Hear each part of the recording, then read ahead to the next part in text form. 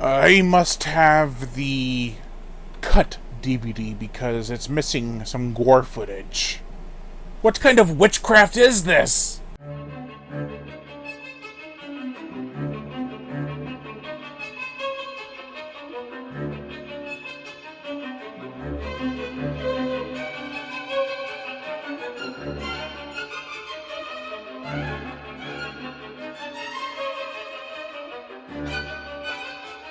Maybe he's late. The last flight back to Limbo. Witchboard III, The Possession. This is the 1995 direct-to-video and name-only sequel to the other two movies in the series. The plot: a guy who lost his job and is doing bad in the stock market is very down on his luck. That is until his landlord comes over and, or male neighbor, I guess. I don't know what he really is. I don't even know if they're in the same building. Regardless, he gives him the information that the Ouija board that he has can tell what the next stock market thing will be good. Like, I don't know, a company, I guess. So he follows him upstairs, looks at this magic, and it's true. He can predict when the next stock market company does good. So then the landlord kills himself, and it's like, well, you're left with the Ouija board and whatever else is in my building, room, whatever this place is. And now we have the demon possession movie where the Ouija board is summoning a demon. Literally a demon this time, which is actually probably the best thing about this movie. Gamble with your life, pay with death. This story is about greed and lust, or more like it is about greed then turns into lust. This is a mid-90s horror movie for sure. It's got terrible camera work, it's badly written, gratuitous and exploitive, and in dumb ways, not even charming ways, it's just dumb. It's an interesting watch for sure. The dialogue tries to be meaningful and sometimes sinister. I'm not gonna hurt you, I'm just gonna you. Brian, played by David Nerman from The Lost World in 1998, which I still actually really want to see. Can never find a good copy of it, and it was only released on VHS, but that VHS box cover always got my attention. Moving on. He plays the attentive husband, who at first is all, oh, I'm so gloomy because I'm not making any money. But after he gets $500,000, he's more attentive, wants to settle down, have a baby, and yeah. His wife is more than willing to accept this new Brian. Wait a minute, I just realized. I'm Brian. My name's Brian. Do I get $500,000?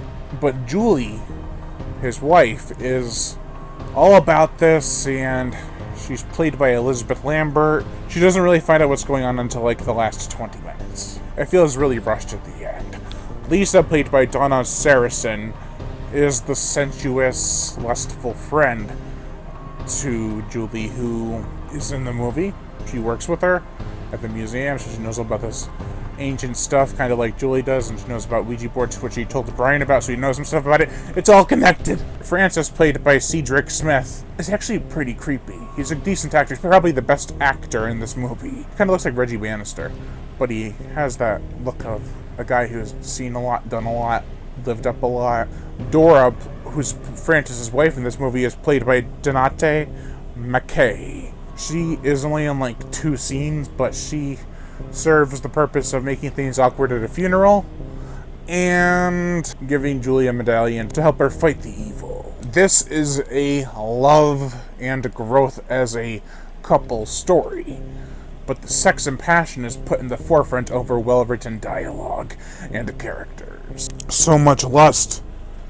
Who to trust? Director Peter Svatek, who directed a whole bunch of movies that I never even heard about, and I don't think they're even horror, does shoot some passable stuff behind the camera. The film has got a warm and cozy feel to it. That just could be the 90s cameras they had. But there are some candles and stuff, so it does kind of create a warmth. This had a $2 million budget, and in that it sometimes tried. When it tried, it brought the gore, the effects. As I said, I have the cut version of the film, which features no gore. The uncut version features a double spike impalement through the head to make it look like they have horns. Another shocking, brutal impalement on a fence or spike or framework of the building or sorts. I don't know what it was. There's one death that features a lepidopterologist, who's a butterfly collector, whose collection attacks him in a gloriously dumb fashion. I love that scene. It's probably the highlight of this movie besides the demon. And with the demon, there is some decent practical stuff, including a full demon suit, which looked boss. It had like cat eyes and everything. It was really cool. It's the CGI that's a huge detriment to this movie. The Witchboard franchise hasn't been known for having great visual effects, however, the stuff in this movie is atrocious. For example, the part where the demon comes out of Brian. It looks so bad. Also, the worst effect in the movie, in my opinion, is when Julia spun around and around the room. It looks really, really bad. The motion picture soundtrack, I cannot remember much from the score, other than, I sounded really snobby there. It does have some adequately creepy operatic chants. Richard Gregory, I don't know if that's how you say it, does a commendable job at trying to create an uneasy score for this movie that works sometimes. It's just not that memorable, though. Now, before we wrap this up, let's get into some sweet facts with Telltale Treats. Let's get into some sweet facts here. Kevin Tenney thinks that since he and Dillons refused to shoot nude scenes, he was kept off of working on Witchboard III, The Possession, which I think is true.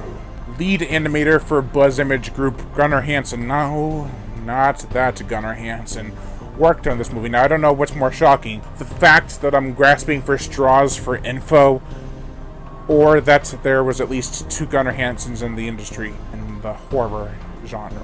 I could talk about how uncomfortable Elizabeth Lambert was shooting the nudist scenes, but I don't want to bring too much breasts up on this channel. I don't want to be demonetized. Overall, this is a pretty poor sequel. It tries to emphasize on sex instead of good writing, and that destroys the tone of the franchise in my opinion. It does have some redeeming qualities, though. I felt David Nerman gave an okay performance as Brian. I also love the idea and practical effects in this movie. The gambling is really cool, and the betting on the stock market angle. It makes sense as to how they could find out, kind of. How would the demon know about stock markets? I mean, who cares? But the demon is awesome to look at. Still, only watch if you want some cheap, cheesy, corny Ouija board movie shenanigans to happen. It's very forgettable. Overall, I give Witchboard III, The Possession, a 1 out of 5. Thank you all for watching, and I am Brian Gatto, the Horror Show host. Make sure to like, comment on, as well as share this video. Like my Facebook fan page and support me on Patreon, where even $1 a month will help keep this channel going on strong, and I'd greatly appreciate it. Plus, you get access to body counts and other music videos that you can't get on YouTube because of copyright and age restriction. Also, hit that notification bell to be notified every time I make a new video. And as always, subscribe.